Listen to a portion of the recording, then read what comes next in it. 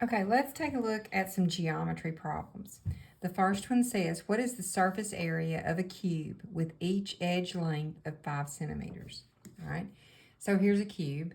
And what you're looking at here is a solid figure. How many surfaces does it have? Well, it's got 4 sides and a top and a bottom, so that's 6.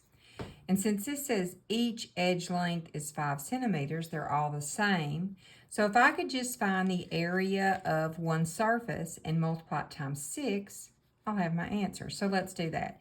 What is the area of just a flat square? Well, it's length times width, or 5 times 5. So that's going to give us 25. And we said there's 6 of them, so when you multiply that times 6, you're going to get 150. All right, the second problem is a little more complicated. It says, what is the surface area of a cylinder with a radius of 3 inches and a height of 10 inches to the nearest whole number?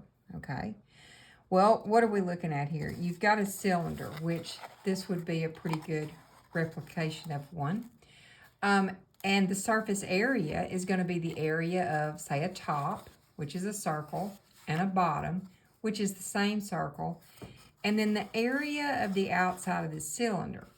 Well, what is that cylinder? If I take a pair of scissors and I cut this cylinder right up the middle like this, what shape am I going to wind up with? Now you have a simple rectangle. Okay, what do you need to find the area of a rectangle? Well, you need a length and a width. Now it says the height is 10 inches. So this side is 10. Now how can I find the length of this top side or the bottom side? Well, the length of that side is actually going to be the same as the circumference of the circle. So what I need to do to find the area of this whole thing, which is called a net, is I need to find the area of one of the circles and multiply it by 2, and then the area of this rectangle. So let's get started. All right, the area of a circle, the formula is pi times the radius squared, and my radius is 3.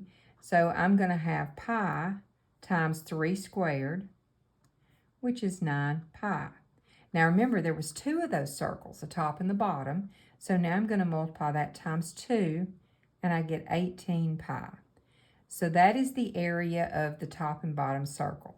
Now, for the area of that rectangle, if you remember, it's 10 this way, and I'm going to have to find the circumference to find this length. So let's go back to our formulas. Circumference is equal to pi times the diameter. Now the radius was 3, but if you remember, a radius goes halfway across a circle. A diameter goes all the way. So to turn this from a radius to a diameter, I'm going to multiply it times 2. 3 times 2 is 6. So my circumference is 6 pi. Now that's going to be the length of this side. Now what do you do for area of the rectangle? Well, we're going to do 6 pi times 10, so that's going to give us 60 pi. Now when I add 18 pi plus 60 pi, what am I going to get? 78 pi. Now it says round to the nearest whole number. So what we're going to do is we're going to multiply 78 times 3.14, which is the decimal approximation of pi. It's close enough. So if I do 78 times 3.14, it gives me, and it says round to the nearest whole number, 245 square inches. Or actually, yeah, square inches because it's area. There you go.